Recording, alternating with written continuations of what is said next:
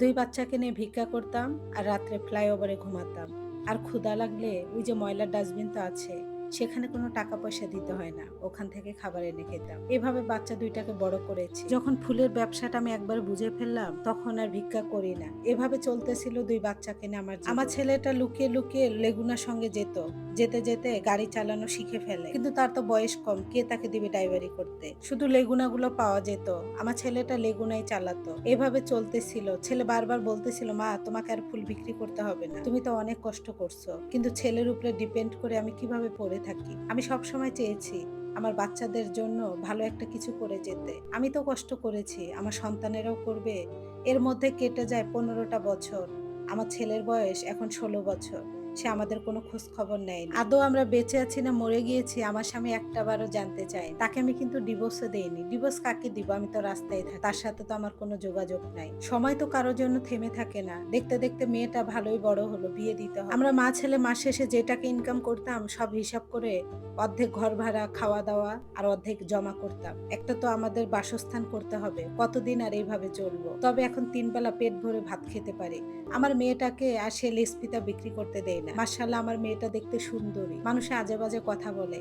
আমি রাস্তায় ২ টা বাচ্চাকে বড় করেছি। তবে আমার ছেলে মেয়েদের কোনো বাজে নেশা নাই। আমার ছেলেটা গাড়ির হেলপারি করতে, করতে একদিন এসে বলল, মা আমি হেলপারি করা ছেড়ে দিব। কয় টাকা আর পাই? আমার একটা বন্ধু বলতেছে অটো রিস্কায় নাকি ভালো টাকা ইনকাম করা যায়। তারপর আমি বললাম, বাবা তুই কি করবি কর। আমার ছেলেটা রাস্তায় থাকার পরও অনেক ভদ্র। কখনো নেশা ছুঁয়েও দেখেনি।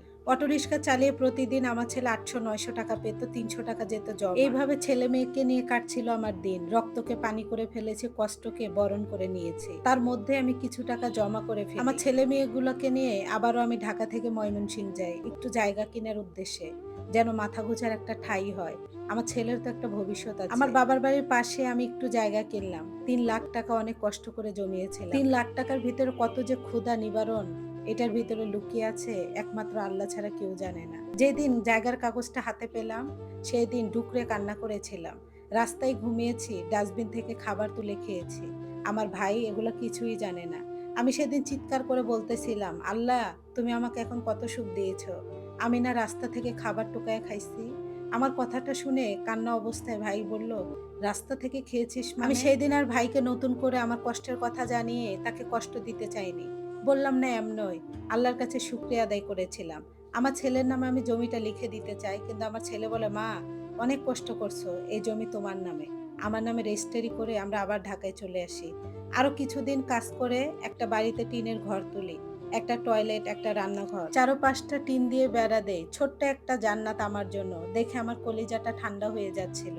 আল্লাহ যে আমার জন্য এত সুখ রেখেছিল আমি তো কল্পনাই করতে পারিনি। ঘরটা তুলে আবার আমরা ঢাকায় চলে আসি। ছেলেটা বলল, মা আর কিছুদিন কাজ করে তোমাকে বাড়িতে পাঠিয়ে দিব। তোমাকে আর ঢাকায় থাকতে হবে না, আপু সহ। আমার মেয়েটার হঠাৎ করে একটা রাত্রে বিয়ের ঘর আসে। ছেলেটা কোম্পানির চাকরি করে। ছেলেটা অনার্স পাস। শুনে পায়ের নিচে যেন মাটিটা সরে যায়। আমার মেয়ে তো লেখাপড়াই করেনি। আমি ওদের রাস্তায় বড় করেছি এটা ঠিক, তবে অভদ্র না। আমার মেয়ে দেখতে সুন্দরী। আর সেই মেয়েকে নাকি একটা শিক্ষিত ছেলে বিয়ে করবে? আমার যেন বিশ্বাসই হচ্ছিল না। ছেলে মেয়ের মা সে আমার বস্তির ঘরের মধ্যে ঢুকে পড়ে। বলে, আপনার মেয়েটাকে শুধু দেন, আর কিচ্ছু চাই না। ওনারা সবকিছু জেনে আমার মেয়েকে খুশি মনে বরণ করে নিয়ে যায়। বরং জামাইয়ের বাবা মা ২ ভরি গহনা আমার মেয়েকে দেয়। আমার মেয়েটার বিয়ে হওয়ার পর থেকে আল্লাহ যেন আমার সুখের দরজা আরো ধীরে ধীরে খুলে দিচ্ছিল। জামাই আমাদেরকে ওই বস্তি থেকে সরিয়ে ভালো একটা বাসা ভাড়া করে দেয়, আমরা সেখানেই থাকি। আমার ছেলেকেও আর রিক্সা চালাতে দেয় না। বলে, ভাইয়া আপনি ওয়ার্কশপের কাজ শেখেন। আমার ছেলে ওয়ার্কশপের কাজ শিখে, যেখানে জানালা দরজা লোহার বানানো হয়। ধীরে ধীরে যেন সবকিছু আল্লাহ আমাকে সুখ ঢেলে দিচ্ছিল। আমার মেয়েটাকে জামাই রাজরানী করে রেখেছিল, যেটা আমার কল্পনারও অতীত ছিল। আগে আমি খাবার পাইনি, আর এখন আমার ঘরের খাবার কেউ খায় না। খেতে পারি না, মুখে আর রুচি আসে না, কত খাবার ফেলে দেই। যেই মানুষ আমি ফুল আর বাদাম বিক্রি করতাম, রাস্তায় ঘুমাতাম, সেই মানুষ এখন আমি ফ্ল্যাট বাসায় খাটের উপরে ঘুমায়। ভাবা যায় আল্লাহ মনে হয় আমাকে স্বয়ং নিজের কুদরতি হাত দিয়ে আমার ভাগ্যটা পরিবর্তন করে দিয়েছে। এইভাবে কেটে যায় আরো ৭-৮টা বছর। আমার ছেলে নিজে এখন একটা ওয়ার্কশপের দোকান দিয়েছে। প্রথম টাকাটা জামাই ইনভেস্টমেন্ট করে, তারপর আস্তে আস্তে জামাইয়ের টাকাগুলো আমার ছেলে পরিশোধ করে দেয়। এখন যেন আমার সুখে শেষ নাই। ঘর ভর্তি ফার্নিচার, আমার বাসা ভর্তি খাবার, খাবার যেন আমার মুখে আর রুচি আসে না। আমার মেয়ের রাজকীয় জীবন, আমার ছেলের সেই রকমের বিলাসিতা। সবকিছু মিলে আল্লাহ যেন আমাকে পৃথিবীতে স্বর্গীয় সুখ দিয়েছে। কিন্তু মাঝে, মাঝে এই সুখ দেখে আমি ডুকরে কান্না করে উঠি। যখন ঢাকায় এসেছিলাম, ফ্লাইওভারে ঘুমাতাম। ক্ষুধার যন্ত্রণায় পাগল হয়ে যেতাম। ১ মাস ১৫ দিন গোসল করতে পারিনি। সেই যন্ত্রণা আমাকে এখনো কাঁদায়। আমার ছেলে-মেয়ে চোখের পানিগুলো মুছে দেয় আমার। সেগুলো আমি কোনোদিন ভুলতে পারবো না। হঠাৎ রাত ৩টা বাজে আমার ভাই আমাকে ফোন দেয়। দিয়ে বলে, "নাজমা, নাজমুল তো তোদেরকে খুঁজতেছে।" হঠাৎ করে এত বছর পর তার নামটা শুনে বুকের ভিতরে চিনমিত করে উঠল। আমার ছেলে পাশ থেকে বলল, "মা, কে ফোন দিয়েছে?" বললাম যে, "বাবা, তোর মামা। বলতেছে তোর বাবা নাকি ফিরে এসেছে।" তখন আমার ছেলে বলে, "মামা, আপনি বলেন, উনার স্ত্রী সন্তান মারা গিয়েছে আর আমরা উনাকে চিনি না।" এই কথা বলার পর আমার ছেলে ফোনটা কেটে দেয়। তার জন্য আমার ঘৃণা জন্ম হচ্ছিল আর হাজারটা প্রশ্ন জাগতেছিল।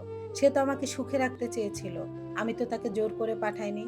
বরং সে আমাকে বুদ্ধি দিয়েছিল। এভাবে, এভাবে বিদেশ যাব, আমি শুধু সাই দিয়েছিলাম। কেন করেছিল আমার সঙ্গে এমন? তবে ঘৃণাটাই তার প্রতি বেশি জন্ম নিয়েছিল। কিভাবে যেন আমাদের ঠিকানা জোগাড় করে হঠাৎ একদিন ভোর, ভোর কলিং বেলের সাউন্ড। আমি ফজরে নামাজ পড়ে ব্যালকনির মধ্যে তাসবিহ নিয়ে জিকির করি। আর কেউ ওঠে না, আমার ছেলে তো ঘুমিয়েই থাকে। আর আমাদের বাসায় যে হেল্পিং হ্যান্ড আছে সে তো ১০টার সময় আসে। এত সকালে তো আসার কথা না। আস্তে করে যেয়ে দরজাটা খুললাম। দেখি আমার স্বামী আর আমার ভাসুর দাঁড়িয়ে আছে। ওকে দেখে যেন আমার পায়ের নিচের মাটি সরে গিয়েছে। তাকে না পারতেছিলাম ভিতরে আসতে বলতে, না পারতেছিলাম তাকে মুখ দিয়ে কিছু বলতে। থরথর করে আমার শরীরটা কাঁপতেছিল। একরকম চিৎকার করে উঠলাম, "বাবা রাজু, দেখ তো এটা কে আসছে?" আমার ছেলে দৌড় দিয়ে রুম থেকে আসলো। আমার ছেলে তো তাকে দেখে নাই। শুধু আমার বিয়ের একটা ছবি ছিল তার মামা বাড়িতে, ওইটাই দেখেছে। সে তো সশরীরে তার বাবাকে দেখে নাই। বললাম, "এই মানুষটা মনে হয় তোর বাবা।" আমার ছেলে তখন বলল, "আমার বাবা বলতে কেউ নেই।" বলে মুখের উপরে গেটটা আটকে দিল। আমার ভাসুর আর আমার স্বামী ওখানেই দাঁড়িয়ে ছিল। আমি মানবতার খাতির দেখিয়ে ১০-১৫ মিনিট পর খুললাম, বললাম, "ড্রয়িং রুমে বসেন।" আমার স্বামী তার নিজের ভুলের জন্য অনুতপ্ত। সে বলে, আমার ভুল হয়েছে। এখন নাকি তার শরীরে বিভিন্ন রোগ বাসা বেঁধেছে। বয়স এখন শেষ সময়ে, সে একটু আমাদের কাছে আশ্রয় চায়। আমার বিয়ায় বিয়ান, আমার মেয়ে, মেয়ের জামাই সবাই বাসার ভিতরে একাকার হয়ে যায়। আমাদের বাসার বাড়িওয়ালাটাও আমাদের বাসায় আসে। আমাদের জীবনের গল্প শুনে বাড়িওয়ালা ছেলে আর বাড়িওয়ালা অঝরে কাঁদতেছিল। "আন্টি, আপনারা এত কষ্ট করেছে, একদিনও তো কখনো বলেননি আপনাদের সাথে আমাদের এত ভালো সম্পর্ক।" আমি আমার নিজের কষ্ট কাউকে বলতে চাইনি। ওই মানুষটাকে আমি ক্ষমা করতে পারিনি। আমি সরাসরি বলেছিলাম, "আমি আপনাকে চিনি না, আপনি আমার বাসা থেকে যান।" সে এখন অনেক অসুস্থ। যখন মদ পান করেছে, যখন মেয়েদের সাথে নষ্টামি করে বেরিয়েছে, তখন আমাদের কথা মনে পড়েনি। এখন তো তার শরীরে শক্তি নাই, পকেটে সেই টাকার গরম নাই। এখন তো আর প্রবাস যেতে পারবে না। কি করবে? তাই এখন আমাদের কাছে আশ্রয় চায়। কিন্তু আমি তাকে ক্ষমা করতে পারিনি, আর ক্ষমা করতে পারবও না। এরকম বেইমান কুলাঙ্গার স্বামী থাকার চাইতে না থাকাই ভালো। ৪৮ বছর বয়সে স্বামীর জন্য ডিভোর্স ফাইল করলাম। ছেলে, মেয়ে আর জামাইকে সঙ্গে নিয়ে যেয়ে।